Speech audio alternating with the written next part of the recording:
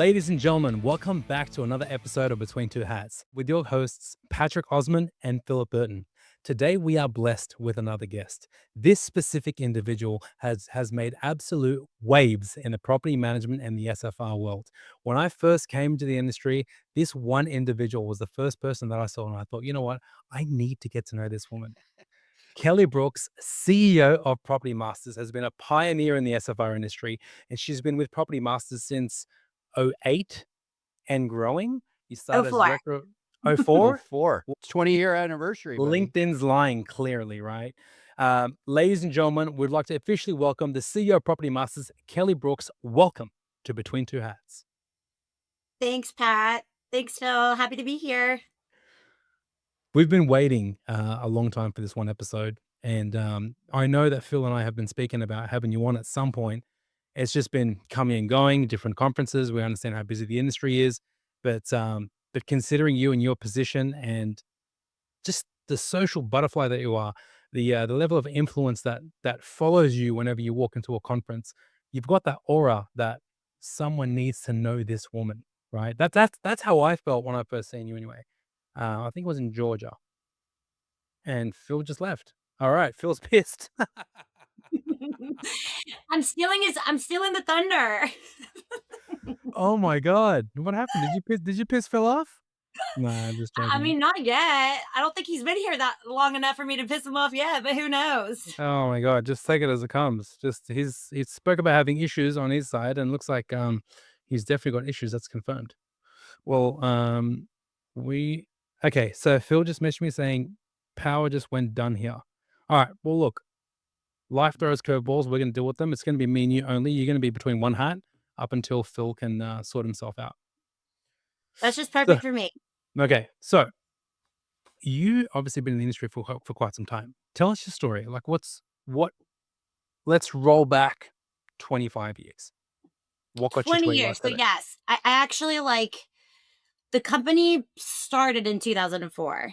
I came on board in 2005. And it's always funny for me to recount this because I think people expect some sort of dynamite story, like rags to riches, like something powerful. But I mean, really and truly, I've kind of just stumbled upon this. And I think a lot of things, when you look back at a journey, it's a little bit of luck, it's a lot of hard work, it's a lot of perseverance. But sometimes you don't intentionally start something and see the roadmap in front of you. You just sort of feel like where you are is the right place.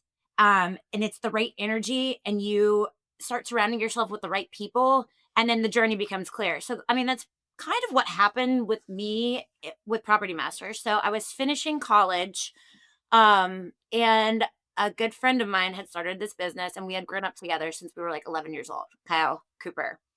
Um, so he had started getting some large contracts in the industry, from his mom being in real estate and having a lot of these relationships with more of the institutional owners, REO at the time. And this is pre housing crash. This is like 2004, right? So this is before like, anybody was really doing any sort of large scale property preservation for banks, servicers. I mean, it wasn't as well known as it is these days, obviously.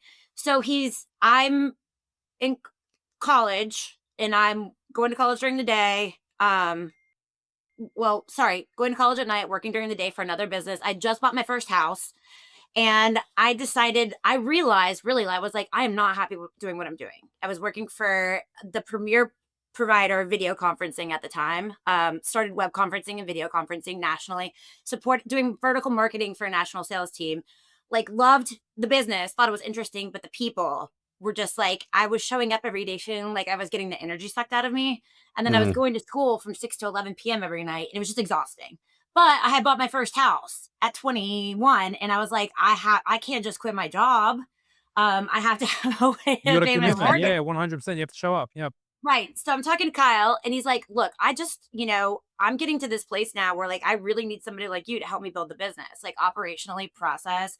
So he's like, come on and work with me. So I came on. And the long story short is, was doing kind of everything at that point: operations, managing the projects, dealing with the clients, HR, like the accounting, AP, AR, dealing with vendors, cutting checks.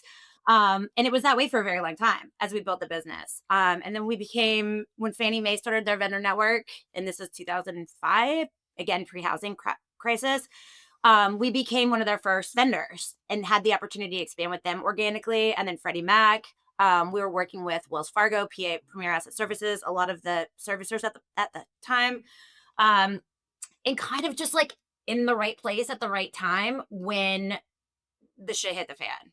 I mean, for lack of a Literally. better term. Yeah. And we had the housing crisis happen, and we were already working for so many institutional owners of single family real estate, and we had the ability and the processes and the technology that we were starting to build out to scale. So a lot of these clients came to us and said, look, we love what you're doing. Can you expand to Alabama? Can you move to North Carolina? Can you move to Florida? Can you move to Tennessee? So we had the opportunity 2006, 7, 8, 9, 10, 11 to keep expanding and just rinsing and repeat with our model. So we'd move into an area, set up a sticks and bricks, like employ our process, 90 days, shoot up, and then continue to expand. And really a lot of that at that point, I mean, you're so busy just scaling and growing that you don't even really have time to think. Like, but we were so intentional with the culture. Like even then when I was hiring, I was like, I'm not looking for people that just want to like have a job. I want people that want this to be their home. So it's funny, like I know Phil, when you met us, I'm like, everybody that's in my leadership team has been with me at least 10 years. Oh, it's crazy. The tenure is amazing.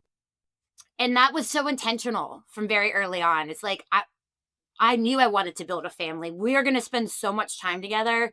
I mean, this is like this is coming back from my first job I ever had, where it made me feel like I had a visceral reaction to thinking about showing up into that office, but I had to pay my bills. Like, I never wanted anybody to feel like that.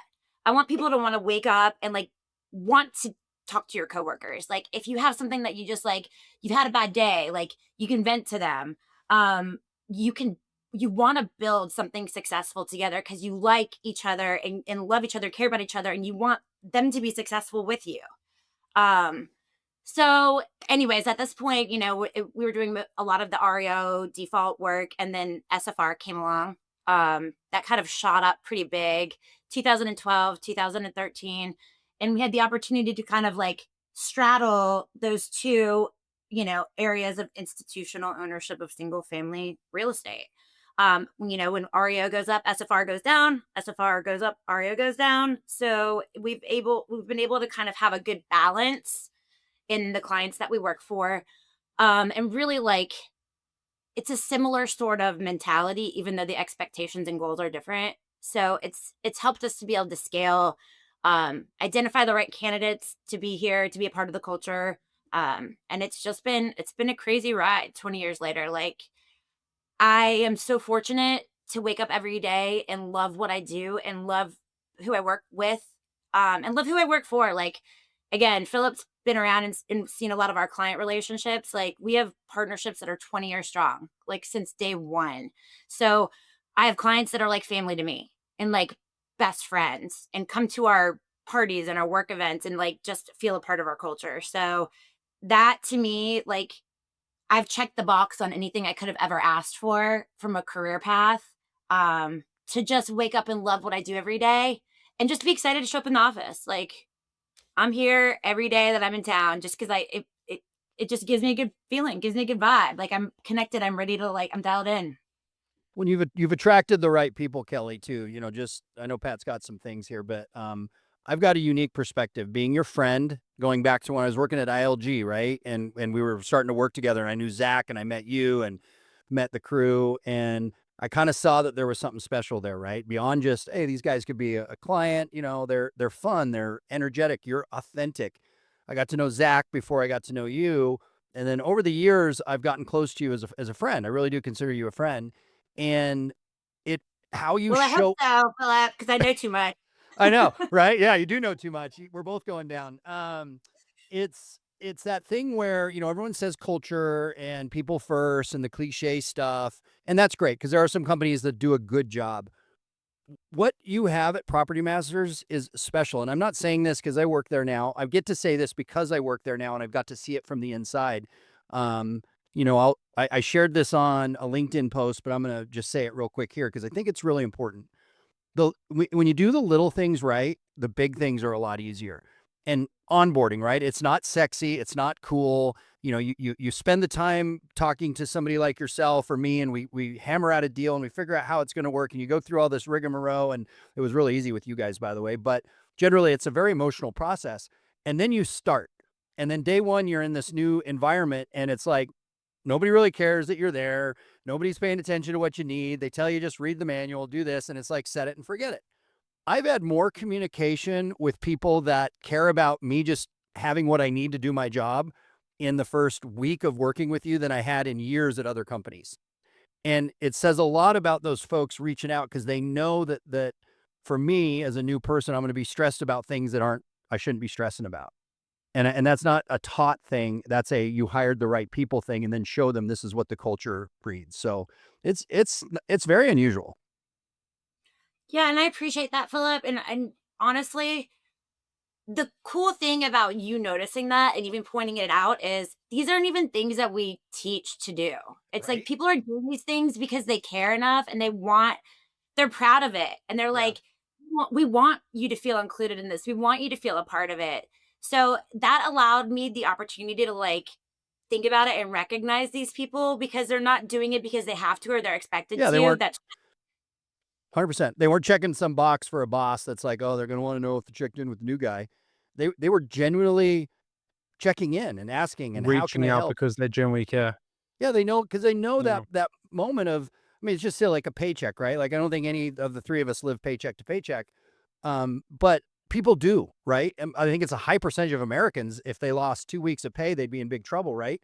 And so that transition to when you get your first paycheck from when you start, and there's always a lag because of pay periods. And I think it was Courtney, and it may have been Alice too, but it was Courtney for sure. Was like in my email she sent me about all the other stuff about onboarding. It was like, hey, just a reminder, your first paycheck's going to be half. It's going to be a week. So don't freak out. We're paying you what you're supposed to get paid, but that first one's a half. The next one will be caught up. Just nobody thinks of that generally. And right. that is for anyone that's in a very, That it's like, transparency, it goes a long way. I it's agree. emotional, right? And I think that ties into what we do too, because we focus on what our end result is, and that's a homeowner or sorry, a renter being in a home that's done to a certain standard that we expect. We're dealing with people's homes, and this you're dealing with people's lives when you're dealing with money and onboarding. And it's those little things make the big stuff easy. It's yeah. Sorry. So, look, you've got experience from working from a company where you didn't like the culture. You couldn't stand going to work. You then join an operation and then you grow this operation. You committed to the organization. You've grown it to I don't know what the numbers are, but the from my understanding, the experience you have right now is knowing what not to do. Mhm. My question to you is, how did you learn the experience of what to do from a cultural perspective? So that's kind of hard to answer. She's a Because witch. I think She's an enchantress and a witch. She knows stuff. I come from a long line of Armenian mountain witches, Are you and we have Armenian, Kelly? Yes. No way. Full I am Armenian. I'm Armenian, French Armenian. See, Wow. see, buddy. Interesting. I I didn't definitely know that. I definitely from a look standpoint took more of the French side, but Wow, that's interesting. I'm a Okay, cool. Dadushkin. There you go. Okay. So so Well, Pat, I'm Assyrian, and Armenians and Assyrians are very, very close. We've got a I very, know very close this. history. I And respect I that. knew this about you. We had a conversation about this in Orlando. I mean, it was crazy. It was when we first got to ILC, but we had yeah, you told me. And my daughter was with me.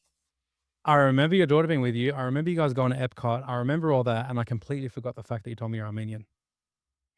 It was like a we just zoned in on it in Mm. a chance passing in the lobby. Okay, okay, okay. Fair enough. So Pat, to answer your question, like I don't I don't really know the right way to touch on this, but like uh, you have to trust yourself to lead with intuition, right? Like you have gut feelings about stuff and intuitively like you know what you're looking for. Like I wanted an organization that people are accountable. So you have to clear pathways to that. Like you have to structure your teams not only outside of hiring the right people, but there's like a clear accountability chain so people like can feel personal recognition for their contributions to like the total goal. And then there's a clear line when somebody is accountable for something when it doesn't go right. Mhm. And I think that also starts at the top.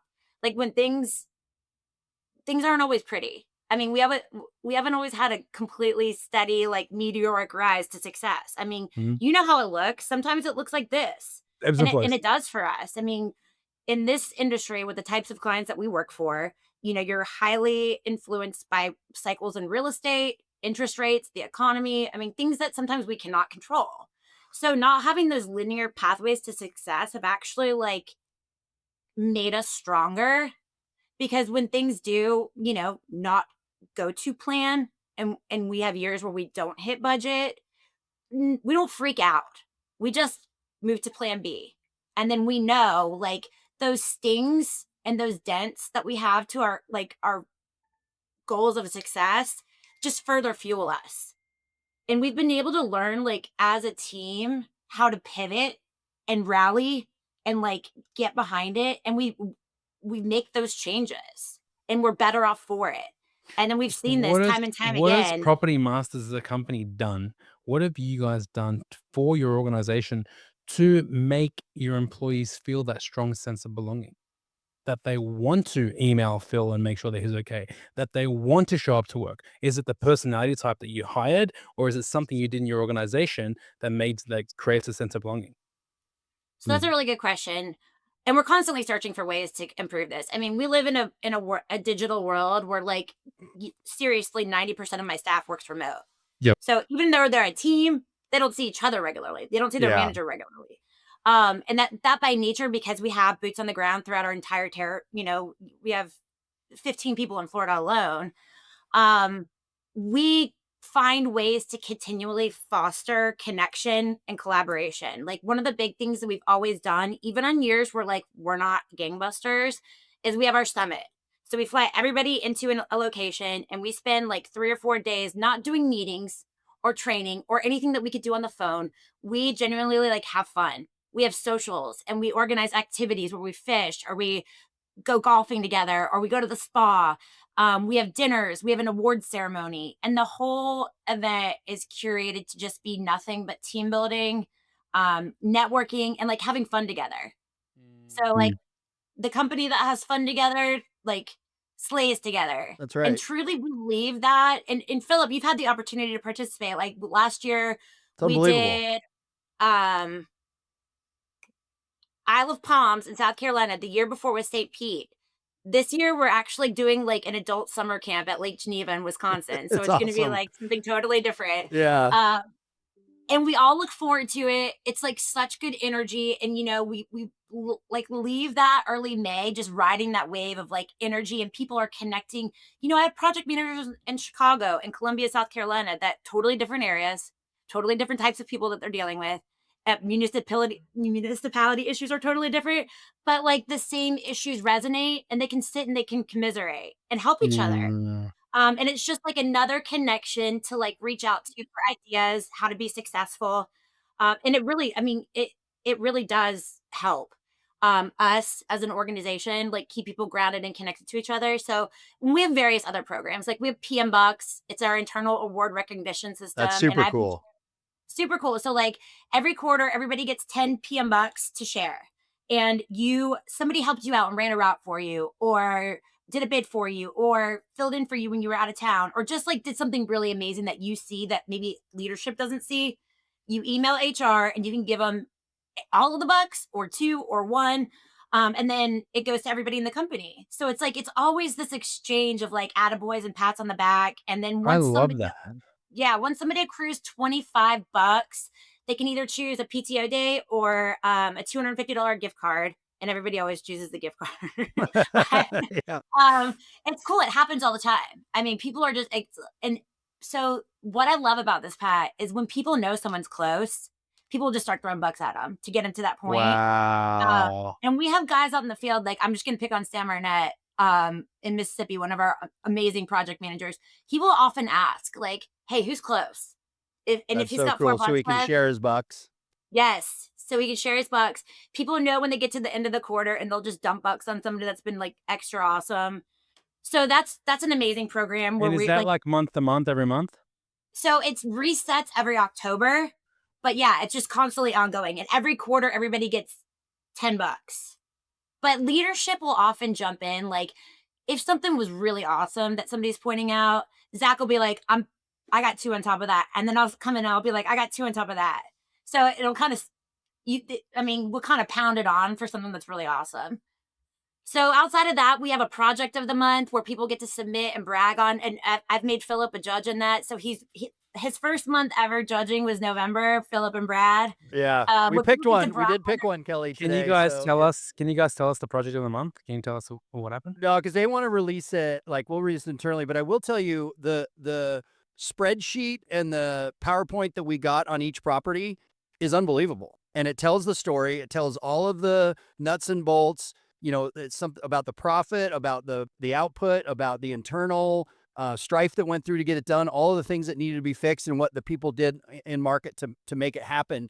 And honestly, it's when she sent this to us, I'm like, oh, that's easy. You're just going to pick a deal. And then she sent them to Brad and I text her over the week. I said, shit, we got to talk Monday because I don't know how to pick this, right? Because they're so hard. It's such a tough choice because there's so much talent and these projects are really cool. And how do you pick the winner out of a bunch of winners? Mhm. So So yeah. yeah, so like the whole basis behind it, Pat, is like our project manager in the field and our project coordinator in the office are a team. So if they have something they're particularly proud of, and I want to stress that it's not always like it doesn't have to be the $100,000 transformation. No. I mean, we want to hear you could have had like a really crazy issue, like the town put you through hell to pull a demo permit. Like it doesn't have to be this, you know, it used to be where everything we were getting was like the rags to riches transformation because they do before and after pictures and they're Yeah. stunning.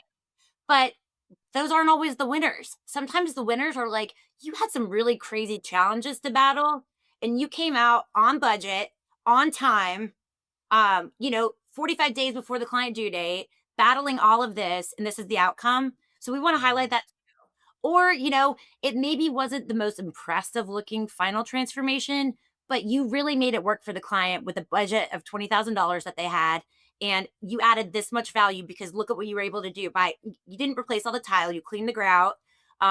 Instead of replacing all the cabinets when they probably could have used it, you made it work with like new hardware and painting the cabinets and it looks great. So we want to highlight those stories too. Mm, do you guys have a set system when you guys are going in to renovate a home? Like, do you guys say like a product A is keep all the tiles, keep all the cabinets, repaint, and that's that. And then product B is strip everything down. It's more expensive, but you put specific product in. Do you guys have a system for that, or is it an ad hoc basis per house? So our strategies, if you will, are typically client they come from the client. So we know what our clients' expectations are. And through our technology, which is our Green Diamond Pro application, it's workflow management, vendor scoring, margin management, like everything is in there, but it's also a field scoping tool. So when we get that order in, and our project coordinator creates the estimate template, they're going to select who the client is and that pre-populates the products and the price. So we have that all like I mean we have hundreds of price lists in there, but it's I this sounds terrible, but it's dummy proof on what the client's expectations are. Like you cannot go in and put in quartz for some of these clients because it's not going to populate in that product list and the client's never going to pay for that. So you've got a buyer profile for each and every single one of your clients that has expectations of what they've done in the past. You collect that data, forecast that into the future, and put that into their proposal. Is that correct? That's correct. And is that technology built in-house? It is. Wow. So we started building that in 2016. Um, and I'm not gonna lie, I never want to do it again. there, Building there's technology is shit, eh? The variables and oh my gosh, 2020, like I mean, me, Alice, Sarah Turner, many of us, Zach. There were times where I didn't think I was gonna make it. I mean, I was just like, this is we went through we kissed a lot of frogs, okay, Pat, like a lot of them. And we finally found, we started with in-house developers. And I learned my lesson on that. The project never ends. And then you have a single point of failure. Um, So, You mean they people keep don't want themselves in a job and they keep getting paid? What a to. shock. Yes, Human yes. nature. Yeah.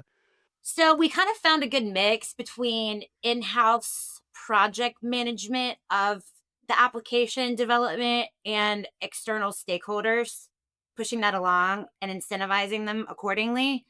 And we got matched up with a great firm in 2020, that were able to step in and really get us to the finish line. And every day we're developing. I mean, literally, we have sprints weekly. I can get into production and check where we're at any given time and rearrange things. Although Sarah will rearrange them back, but I feel like I have my say. um, but the cool thing is, we've gotten so fluent on where we're going in development, because we used to make decisions that we like Zach would make a change and not be able to think through how that would affect the purchasing team. Mhm. You're making one field change, and then the next thing you know, it completely haywires another group's basic process. So we've gotten good about working together, to prioritize and think through to make sure that we're making changes that systematically aren't going to affect anybody else and promote efficiency. Is that because he'll make a change on one field and there's multiple different workflows linked to that one field, and then he'll change that and then those workflows get disrupted? Is that why? Sure. That's like one example. Mm. We also have, our CRM, which essentially Green Diamond Pro it talks to our financial backend. And these are Microsoft platforms. So we have to think through that. Like, Mhm. if you change the work request, it's going to mess up how the PO is presented through Business Central. So we've all kind of gotten like, you know, You have to junior. learn the hard way too, right? You make some of those changes and it breaks the system and you have to go back and say, okay, that's a global change. So any global changes, you communicate a little bit more on the front end and say, hey, Sure. how's it, Sarah, how's this going to affect your team? Alice, you, Kelly, you talk it through before you pull the switch. Well, a big thing that we really learned in this, and Pat, I know you do a lot on the technology side, obviously, is not to try to conceptualize what you want it to be right off the bat. Even something so simple as like adding in like a new, I mean, just in total, because we had to do so much reverse engineering. You're trying to like you're starting out from scratch and you know what you want, and then you go ahead and build this, and then you end up having to break it down because you're like, this doesn't really make sense, or it's actually like it's too cumbersome, it's too clunky, and then you have to kind of pull back. So we've Mm. learned to do smaller sprints instead of biting off the whole piece and then having to kind of chip back. When I first launched Utility Valet, the developers were me and my wife, and we are not developers by any means.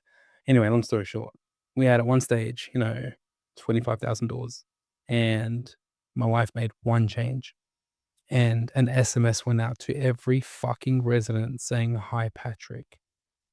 And it was fucking the worst thing Uh, that I could. It was such a shit show in the office that day. But oh my God. it comes with it. It is what it is. You Yeah. learn the hard way, right? I mean, that's sort of the thing that like once you and again, like I say this like with a mattered sort of like um just being authentic, but like failures and having stuff like that happen, you just learn to say I mean, It is you what it think is. This too it shall is one of pass. those things Yeah. like, did that really hurt anybody, and then you move Yeah. forward. Like it's not something No that you're one gonna died. No one died. Yeah. Yeah. No one died. so you learn to you sort of learn to laugh as you learn, and like we're pretty good about that around here. And Philip touched on like the authenticity, and like nobody sets out and says like, this is like a hill we're going to stand on. It just you're comfortable where you're at, and you're comfortable with these people, and so you can show up in your like true self, who you are, and not feel like you have to show up a certain way to prove to anybody or to please anybody. It's just like you are who you are, and you're enough. Well, Kelly, in those cultures like yours and other good ones, right? That trust and accountability comes with a lot of vulnerability, right? And so if people feel comfortable being vulnerable and making decisions, but also making mistakes and how they're dealt with, that's where that trust and accountability comes from because we're all going to mess up. I jokingly say this on the flooring side, and it'll be true for with what we do. Every day we wake up, we're set up for failure. We are going to make mistakes. We're going to screw something up.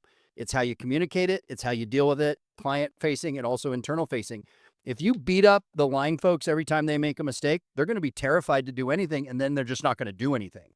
And Right. that's not going to benefit our clients. That's not going to help with the times and the scopes and all that. And so, this ties back to your culture and how you started it from the beginning is people that are comfortable to make mistakes will go out and do great things because they know that they're going to be forgiven for their mistakes as long as it's in the pursuit of benefiting the client and benefiting the business. Sure. And sometimes we could take that a little too far where I'm like, okay, guys, like we actually do have to like do some discipline around here. Like, Yeah, I mean, right. it's Sorry. okay. How do you deliver that? Considering the culture that you've built, right? Right. It sounds like a very friendly environment. How do you, because when you start talking discipline, you start entering the world of, formalities and systems and KPIs. So walk us through how you differentiate those two worlds. So I think like you, first of all, it's hard to put that into like an actual process because you have to truly look at every situation and every person differently. Mhm. Like the first thing we're going to ask ourselves is, did we clearly, was the expectation clearly communicated? Like by us and by our client. Like I will be the first one to take accountability for everything because I believe it shows other people what to do. And I realize it's easier for me in my position because ultimately, like, I'm not going to punish myself. I can't, I do punish myself more than anybody ever could. Uh, but I want to show people like it's okay to admit that you screwed something up. Like I have no problem showing up that way. And I want other people to understand that as well. But if you demo a house and didn't pull a permit, just for an example, like not saying that happened, but it's hard But to so is that a major fuck up in your business? I'm assuming it is. Yes. well, I mean, Okay. so not pulling a permit for anything for us is like that's about as bad as you can do because affects our compliance. It increases our liability. It's unprofessional. It's lazy because you're supposed to be doing it. That's why you hire a professional contractor. I mean, I could just go on and on and And on. the other thing I'm with it too, Pat, real quick, sorry too, is if you don't do that in whatever municipality you're working in, if you get a reputation as a contractor that doesn't pull permits, they will make your life miserable to when you do pull a permit. It will When go to the you bottom of the pile. It will get pushed to the back when they come do their final walk or they're going to come, tag it out. They will make sure you don't pass. Like it is very punitive if you get the reputation that you're trying to game the system. So doing it right in the beginning just benefits everybody. That's right. I mean, and we have municipality licenses and business license and GC licenses. I mean, not to say anything against, anybody that's doing what we're doing on a smaller local level, but we have a lot to lose. I mean, no, and our clients depend on us to be able to like stand behind that finished totally fully compliant product because of that. So that to me, like there's just no excuse for it. And the reason I brought it up is how do you go back retroactively and fix pulling a permit on a structure that you've already demoed? Like Oops. Yeah. so, we have situations like that all the way from, everybody's expected to email their routes in the morning. And we have like people that routinely just forget to do it. And that's helpful because our people that are in the office can figure out where that person's at. They don't have to bother them all day because they know that they're going to do these two bids and do these two final walks. So they'll check up at the end of the day and know that they can expect these things if a client's asking. So, it's is like, there it's very, one person or has there been one person in the office throughout their time with you guys that constantly forgot to send their outs? yes, Okay. there What is. did, what did you do Well, about it? it's the project managers that continuously don't send their outs, and, like, it's not like any other reason, but they get their day going, and they might type it up and just forget. So that's the kind of thing that I have to remind my leadership that, like, this is why we have managers, because Yeah. you follow up on stuff like this. This isn't anything that's like, okay, it's annoying, but I don't think this is something that we can really actually, like, have a KPI on. Like, it just Or sort of yeah, is. you're not going to put them on a pip for just that either. Like, hey, those are coaching moments, right? Instead of Right. punitive, here's your punishment for what you did. They're continuous coaching moments, especially like I like what you said with the leadership team. When you get into managing people, it's tough because we're all broken, right? We're very talented in We're certain not things. robots. Yeah, exactly. And we have our stereotypes, we have our ways of doing things, we get used to it. And when you have to change, it's hard. And how you communicate that, I think, is critical. And that again, going back to the culture piece, you can be friendly, but also say, hey, this is a tougher conversation than I've had with you the last couple days because this is something serious. Can you please pay the fuck attention to emailing your Right. routes? I bet you with me, here's what I'm going to tell you. Your thing is with me is going to be expense reports. Like, Phillip, Alice is going to rip your hair out if I had any, because you haven't turned in your fucking expense report or whatever. And it's just natural for salespeople to not want to do that data entry stuff. Yeah, I mean, I don't like it either. That's why when you guys are ever out with me, you're gonna notice I'm never pulling my credit card out. Right? It's easier not to pay than to fill out an expense report. I mean, the check comes and I just look at Zach. I'm like, let's Yeah. hear, because I don't want to deal with smart data. Now it's the truest That's program. so But funny. so I will say this, like, just to tie back, and I mean, Phillip, you're right. Like, everybody has their thing. We're not robots. I have certain leadership that has a little bit more challenging time with it. But the funny thing is, there's multiple people that are involved in this leadership and management process. So typically, if people are struggling with things, there's different people that are coming in on that and helping them with it. And I have a different way that I show up and I approach things than Zach does, or that Eric and Steve do, that are VPs of field operations, or that Courtney May if HR is involved. So it tends to like pull people in the right direction because somebody's going to hit home with the way that they're approaching it. And then, the last thing on that is we try not to like accentuate the negative. Like, we have internal scorecards that we do. Those are put out quarterly, and each one of the people that have an internal scorecard, um, they have a conversation with their leadership about it. We put them into our town halls. So we benchmark it. Like, we send an email out. This is what everybody's monthly scorecard is. Because again, it's that accountability piece. It's how you're showing up. And the people that are doing really well, we want them to be proud of the work they're doing. So we're like accentuating the positive. And those internal scorecards are all tied. Everybody here, everybody in the company is tied to an incentive plan. So the company does well. Wherever you hit in on that, you have an incentive to drive your individual contribution to the company goal. And then that is reflected in the scorecard. It's kind of like everything's aligned, if that makes sense. Mm, mm. And then you guys review those scorecards annually? Quarterly. Quarterly. Okay. Okay. And So I has have there a been question. a scenario where you've assessed the scorecard? Sorry, Phil, I'm No, hijacking this interview, and the reason you why are, and I'm is going to talk because about this later with you, buddy. that's Just kidding. fine. But the Yeah. reason I'm hijacking is because you fucking work with her, brother. I don't. Okay? Hey, I'm So lucky. I you get to have right? these conversations all the time. Yeah, I agree. Fair Exactly. enough. Fair Um, point. Although I keep telling Phillip, I'm like, I can't wait till one of these days you figure out I'm not as cool as you think I am. Kelly, I am trying to figure it out myself. No shit. Like, and I'm not kissing your ass because you are my boss now. I would have said this to you before, and then I'll let Pat talk. And same thing like with Liz. The decision to do what I do with you was so easy when I broke it down to who I'm going to be working with, not what we do, any of that other stuff. It was who I get to work with, and that was the decision. And Liz, I told this to Pat. I said it's you, Kelly. When I was sitting there thinking about things that and that weekend when I was like, I'm gonna make a decision here, and she goes, "You knew you made this decision a year ago before you even knew it was an opportunity. You have wanted to be around these people and connected to this since you met them, and now it just happens to be it really is true. Like, I mean, it is, and it's not because comp and all that stuff matters. We're here to make money as individuals. We're here to do really good things, but it's about what you've been discussing the last half hour and what you've created there. It's like a moth to a flame for me. I knew this is my tribe. I got to be a part of this, and yeah, it's pretty special. So you're never, the Kool-Aid's never going to wear off. Don't worry. Nah.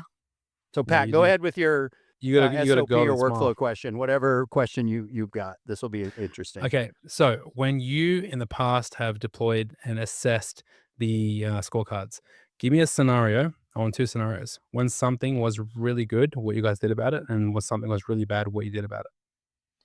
So we have these like coaching conversations, and I mean, I want to like preface this by saying we're never going to look at one quarter and say, "Oh my god, this person is doing terrible." Like, Gotta it's go. trending, right? So what we want to see is like there's a lot of different factors that go into these things, and to be honest with you, like, there is one category in particular that's kind of outside of their control, um, to a certain extent. So if we see like you take a big dip, we're gonna want to figure out why first. Like, is this something personal going on in your life?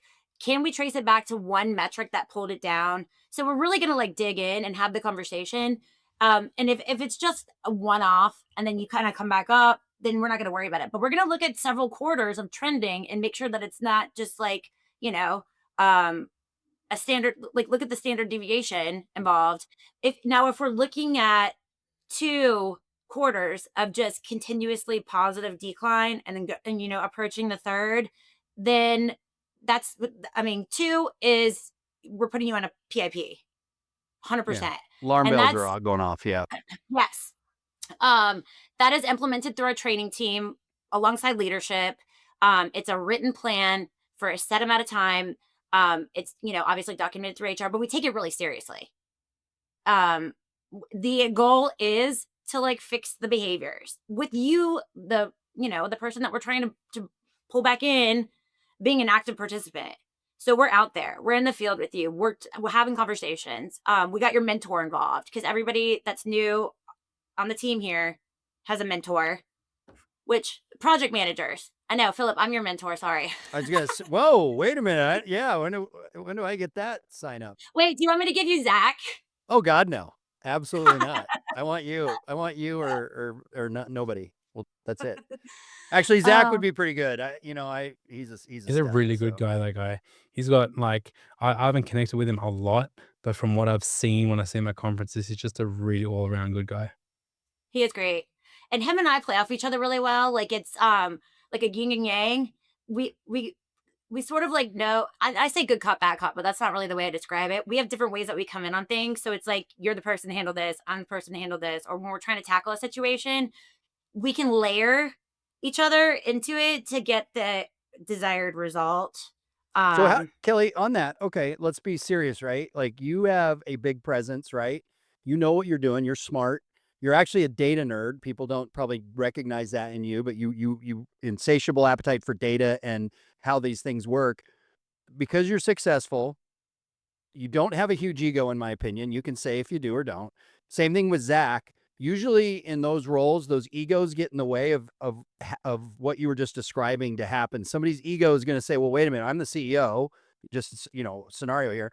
I'm the CEO, Zach. I'm going to handle this because of my title. Bullshit. You guys look at it like, what are we trying to accomplish, and who's the best fit for it? If it's the two of us, if it's one of us, if it's Brad, or if it's Alice, somebody else. Explain how you came to that realization that you got to push away the ego to have that kind of interaction, or you don't. Does the ego lead? I don't know. yeah, so I no, none of us have an ego. I mean, that's another thing that helps, but I honestly think part of that is just how I came in so early into the development of the organization and just like I don't have anything to prove, right? I mean, I'm you know, being a female and building a construction company in this industry, like you understand that you're going to be under a microscope or you're going to appear, especially like in these good old boy network areas, like people are already going to be expecting you to show up and like have to prove yourself. Yeah. So I've just become really comfortable under that pressure. And like, again, like the trial and errors of successes, like I don't show up with anything to prove. And I mean, my people are in place for a reason and they have full autonomy. Like, you want to take this on? We'll spitball a lot of stuff. Like, I have a text with my tribunal counsel. That's what it's called. It's Zach, Heather, Steve, Eric. Probably gonna be adding Philip to it too soon. But we just spitball all day long. Like, what do you think about this? What do you think about that? Like, it's quick. We don't have to have.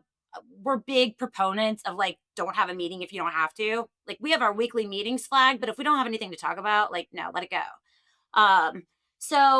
It's just like moving the deed. Like we're all on board with the only thing that matters is the end result. And we don't. It doesn't really matter who made the decision or like was instrumental in getting us there. We all celebrate those successes together. So why Philip? Whoa, calm down, Tiger. I've been Jesus. waiting. Wait. It's you know why? Because it's 45 fucking minutes. We've been talking Oh about Kelly, and my I've been waiting God. for this one question, and I just want to grab her by the throat. So she answered everything so far, and I'm very happy with the answers. And now I want to go for the throat. Why Philip? Why Philip? Okay, so I think I can pretty much succinctly say like Phillip matches our energy. Sometimes you just know. Not everybody would be a fit for us culturally. Like some people are confused by it. Like we've hired people before that say I don't like that you guys say that you're a family because I don't have a good relationship with my family. I Yeah, want to show up. my family sucks. I don't want to be a part of that. I swear to God. I swear to God. Stop And it. then I started thinking about it. I'm like, maybe we should just call each other a team and not say we're like a family because maybe this does weird people I out. I don't fucking know. hate my my I family. mean, I'm not even kidding. That's So I had funny. to think about that. And I was You like, you know actually what? don't One want those person people working saying with you that. anyway. So when you're bringing in somebody like Phillip that's going to represent us as a brand, because Zach and I and Heather, and there's several people here that are a face for the business and a face for the brand. And you're going to bring somebody else in that's going to represent you after, being in the industry and knowing other people. You just have to know like that fits. It just makes sense. It either does or it doesn't. Yep. And I think most people that know us were like, oh, well, I know they thought he was going to you, Pat, because I did. I was like, wait a second. Did Pat come in underneath me? um and it just like it vibe checks. So I think it was like over the summer Phillip and I connected somewhere and the conversation was like so benign about other things and then we both were just like, why, wait a second, I know why are exactly where you're connected, and I'm very confident I know. Yeah, I'm not gonna comment. No, I will do it offline, but I know exactly where it was because I walked into one location and I saw you two sitting, and you guys. I don't know if you were psychological or not, but you guys were matching and mirroring the body language. He was leaning like this on the couch, and you were leaning like this on the couch, and you guys were talking and laughing. I said, "Something's going on." I don't know what it is, He but actually something's said going something on. to me, Kelly, after that. It was like, okay, what aren't you telling me? And I'm like, Yeah, wow, you pay attention, don't you? yeah. that's awesome. So Yeah, I don't know. We've like so Phillip showing up at our summit last May. And we had clients there, we had vendors there, we invite people to participate, but he just fit right in to the culture. Like, I mean, everybody that met him loved him. And so it's when you're talking about bringing people in, they're going to have such a key role, like a C level officer, to think about peeling back the layers and trying to get them to drink the Kool Aid. And I mean, I don't mean that derogatory, but like understand who you are as a brand and your mission and your vision and like to care enough to fully represent you. I didn't have to do any of that with Phillip. Like he was already there. He was already in. Yep, yep. well, Like he already trusted me. He trusted my leadership team. He 100%. knew who we were. So it was just like it was the easiest decision I've made professionally in a long time. I love that. So let me put a couple points on that too. So a few years ago, 3 years ago, I think, whenever I came to Texas with Jason to play golf with Jason and Kyle, right? Um, Don't forget Ke- Eric. He's gonna get butt hurt. yeah, sorry. It was so this is their biggest client, right? And the person that represents that client is a strong relationship with these guys. And Kelly stuck me in a cart with them and said, "Hey, go play with, my partner, our biggest client, have some fun, just be you." And it wasn't to represent Property Masters, it was just like, "Hey, you want to come have fun with these people? And I know you'll represent us well as a friend of the firm and just have fun with these people." She trusted me with her most trusted asset. And that's this Mm. client. And he's a super nice guy, right, by the way. And I can see why he trusts the company and works with them so exclusively as much as he can and whatnot. But that was the first indication to me like, wow, this is legit. This is not just the conference friendship. This is real. She really trusts me because I'm very protective of my relationships like that. And then over the years, I've talked to Kelly as a mentor, like, joking, you said that before, but I've reached out to you with thoughts and questions. And, how this really came about was I was going through some decision-making processes in my life career, with where I was before and needed some advice. And I went to her not to, make this possible because I knew she'd have experience, shoot me straight, tell me where I could, look at things and how I could look at things better. And we just kind of had this real candid conversation. And then fast forward a while later, we were just having to run into each other. And she goes, "Hey, how'd that go, by the way?" I never checked back with her to tell her what I did or didn't do. And I go, "Well, not so great for me, but it's this, that." And she goes, and I remember the look. It was like, well, there's another option. And we just started talking and it was That so was it. natural. Patrick, that's when you came in on The couch. Yeah. Mm. Yeah, yeah. No, that's awesome. That's cool. So, from an outsider's perspective, so I understand the whole industry thought he was coming to utility valet, and we all knew it, and Phil and I played on it, right? Um, and when he told me he was coming to you guys, I said, "Bro, that's like a perfect environment for you." Like, because obviously I somewhat know your culture I'm a just from peacock. You knowing. need to let me fly. I know you guys just from the industry, right? And I've seen how you guys are, and you guys are a very tight knit community, a tight knit team. There's times when I first came into the industry, I thought Phil worked for you guys. This was fucking 2 years ago, 3 years ago. I Right. swear to God on my life. Other And people then have said that too. That's funny. I I Actually, know. our promise you, clients. Yeah. Wait, you mean he seriously. doesn't work there? What the Yeah, heck? I know, but, yeah, so when he told me, I'm like, "Dude, that's an absolute no-brainer," and he was weighing up some options, and I found out what those options were, and one of the things that was really important to him at the time was, and still is today, was the people he works with. But he It's just kept everything. repeating that, and I was like, "Bro, Property Masters, you know the crew, like, that's it." You know what I mean? That was the finish line. So, I'm genuinely so happy, for you guys. I did congratulate Zach when I saw him at the most recent conference, but absolute fucking win for the both of you guys, and, I look forward to seeing you guys absolutely smash 2026, that's for sure. I, Oh, thanks, Patrick. I it really it appreciate that. And we're going to, right, Phil? And oh, you are too 100%. at Utility Valet. 100%. 100%. And And then like I'll come and I'll still feel probably in about a year's time and take them off of. there you go. Yeah. Well, Pat, we'll interview you in 27. Don't worry, buddy. Let get him all Um, trained up. He's gonna take all of the processes. that's right. Oh yeah, Mr. SOP here. Yeah, no, Mr. Mississippi. it really is cool to have the tribe and the family and um but you guys show up and you do a killer job. That's the other piece too. I got the experience of knowing property masters on the other side. You as a client of ours trying to get business from you. We worked with you at ILG, seeing internally how you deal with stuff and the way you show up internally just for us and the other employees, it's 10x, 20x what you show up for the customer. And it's it's not through hammering these things, it's truly through the culture that you've created with people wanting to step up and do more. Kelly was brilliant in having me start off sitting on the field calls for the different regions, right? So I'm in with the boots on the ground. And then I love that because I'm a blue collar guy. I'm an operations guy by nature. I mean, that's all I did before I got into this side of it. And so, I've swung a hammer, I've kicked the carpet stretcher, I've laid flooring, I've worked in warehouses, I've done all that shit. So I love hearing how the job actually gets done. And so I've sat on these calls over the last week and a half, and I get to hear what it is that their challenges are and how they're dealing with them. And I can hear Kelly and Zach and the ethos that's in all of them when they're problem solving and they're talking about how they handled something, the no permit thing, that type of stuff. When it comes up, it's not everybody shuts down. It's like, all right, how are we going to communicate this? What are we going to do? Here's how we rose up. And that translates into what the client sees at the end of the day. And, what did I say to you one time, Pat? Like, when you're in something and you see it and you're shouting to others, my God, you got to look over here how great this is. They're like, yeah, bullshit. It's just you're saying what you got to say. It's when you really see it and you know it. I want everyone to see how beautiful this company is and to see what we do, not just because we want to generate revenue, but it's really fun to work with us and to be a part of this. And if you're getting to attach to the culture internally because you work for Property Masters, it's amazing. If you're just getting to taste the culture because we do work with you or we interact with you at a show, it's almost as good. Yeah, I mean, I think to that point, Philip, I'm like, and I know you appreciate this too, Patrick, but it's not about trying to put off of a facade that you don't have challenges and issues because we all do.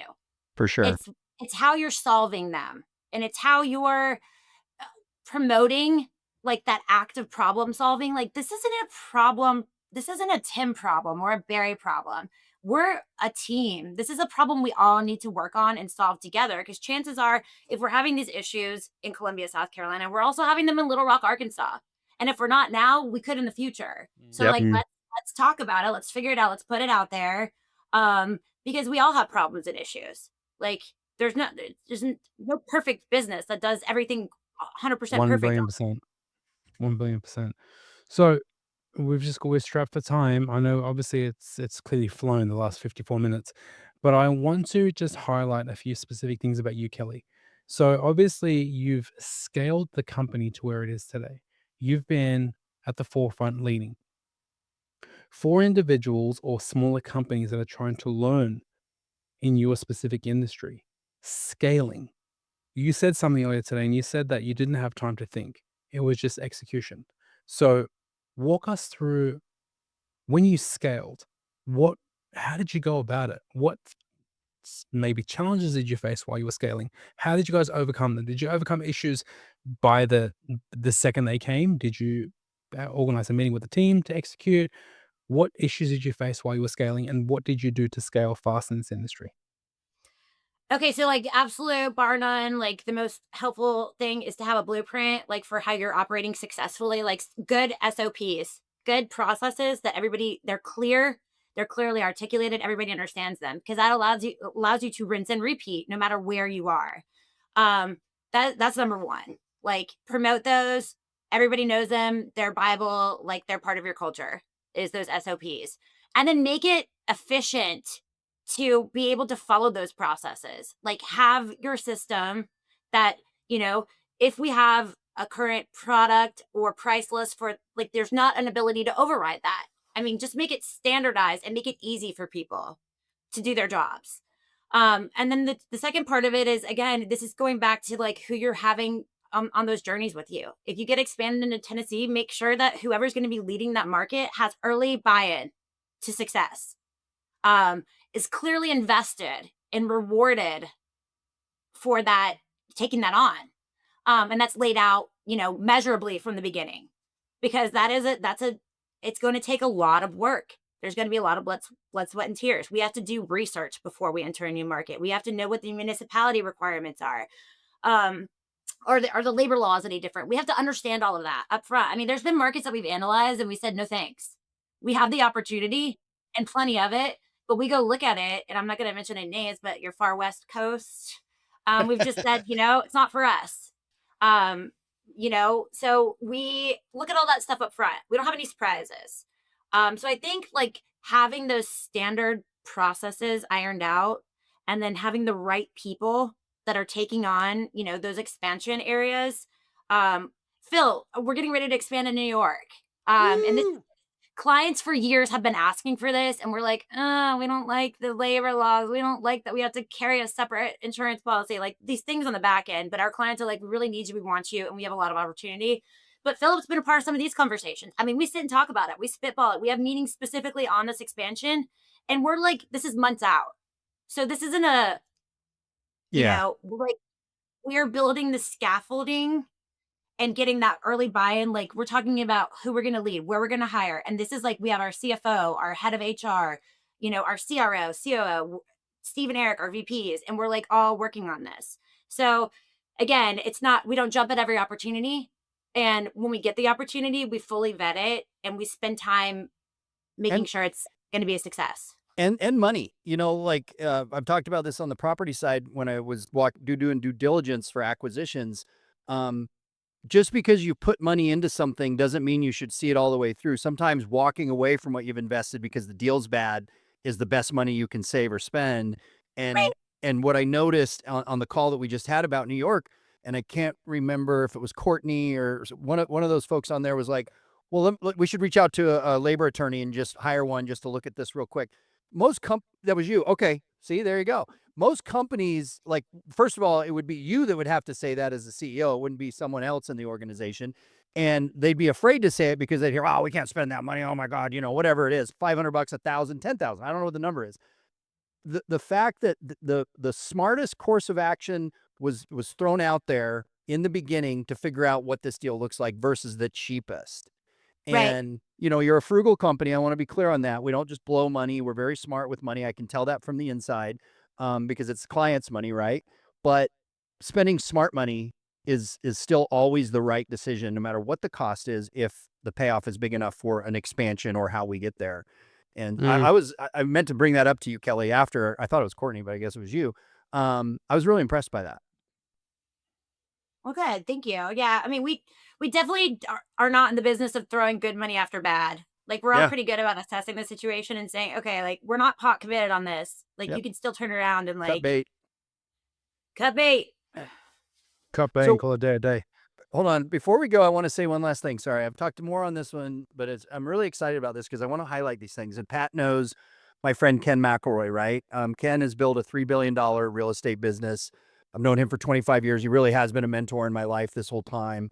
And I got a chance when I had my own company, a consulting company that I was doing procurement consulting for him. I got to be inside the machine. I worked for MC. Really, my office was there. I'm as a consultant, but I'm really in the machine. So Ken could teach me some stuff. And I got to see a lot of the inner workings of how Ken's ethos bled into this company. And one of the things that struck me the most, beyond just his success as a real estate guy and the company, was how they handled their summits. I think they called them summits too. And you touched on it earlier. Ken's philosophy was, we're not here to go over the stuff we should have gone over the whole year with meetings and, follow-ups. And this is what, all that stuff you can do every week with your teams. It was to enjoy the people and grow personally. Whether his thing was a book study, they had a book that they'd read all year and then they would talk about it, and he'd fly in the author a lot of times, like, really, really intricate stuff. But you talked about your summit. Your people there are connecting with each other to build bonds that will show up when the shit hits the fan, as you said in the first part of the call, down the road. And that is the vision of having that, and not knee jerking back to, or having a summit, we need to have a whole day of talking about how we fill out call reports, or this is how we do our, guys need to send in their emails. It's like this punitive bullshit that nobody wants to sit through, versus, hey, put a bunch of human beings together that like each other, get them to like each other more, and I bet you the organization is going to grow. So I wanted to mention that to you, that you're doing something that I watch another guy do, and another company that's one of the most successful companies I've ever seen because of their culture. I mean, you're just running the same parallel path. That's awesome, Phillip. Thank you. I appreciate that. I mean, at the end of the day, like, we're all kind of the same people, the three of us anyways. We like to have fun. And I can't expect my people to want to show up and do anything that I wouldn't want to do. Right. I don't want to sit through another damn meeting. I'd rather just have fun with everybody. And The thing is, how the corporate world is full of absolute bullshit meetings, and it's Oh, just it's like, dude, awful. what's the point of sitting here talking? For what reason? You know what I yeah. mean? And it's just like, no, but Yeah, just go and get the job done. If literally. it's a 6-minute meeting, it's a 6-minute meeting. If it's a That's right. 37-minute meeting, it's a 37-minute call a spade a spade. But there's so much shit that we all can work on to further benefit ourselves personally, our employees, our teams, our companies, and of course our clients. So I'm fully supportive of that, man. I can't stand the thought and the sight of a pointless meeting. 100%. Don't need them. Give us some words of wisdom, Kelly. You're about to wrap up. I want the industry to learn one or two major things from you. What do you got? Words of wisdom. Okay, I think the biggest thing for me, and I know this has been a thread throughout the whole conversation, but like, show up authentically. Like, don't be afraid to be who you are and show who you are. And I try to like never lose sight of that. Sometimes that's not even a good thing, right? If People, you're a shit person, sure. well, Yeah. I mean, yeah, if you're a shit person, don't be who you are. Yeah. But like, You better pretend to be something else. Yeah. people make mistakes. I mean, just showing that vulnerability, like, it helps on a personal level, forming relationships that are lasting. That's a huge one for me. And I think, like, what I always tell my team, do what you say you're going to do. Stand behind what you say you're going to do. If you tell somebody you're going to call them back before the end of the day, call them back before the end of the day. If you Simple. say you're going to have something done by a certain day, have it done. And if you can't for some reason, make sure you communicate it. Like, it's important when you're like setting these pillars of like who you are and how you show up. The most important thing is so people can like, understand who you are as a person and also trust you. So the best ways that you can show that, I mean, being who you are. Because if you're trying to show up and not be who you are, people sense that. And it's like automatic. I mean, your teams, your external partners. And again, like, if you can just do one thing to earn trust, do what you say you're going to do and stand So behind it. you just show up, be authentic, and support your words with the actions that you promised. That's I right. love it. Well, Kelly, thank you so much for jumping on the show. Ladies and gentlemen, this is another episode of Between Two Hats with your hosts, Patrick Osman and Phillip Burton. Today, we had Kelly Brooks, CEO of Property Masters, a blast of a podcast, and I'm pretty sure this is the start to the beginning, and we're very far from the end. Thank you so much. Thanks, guys.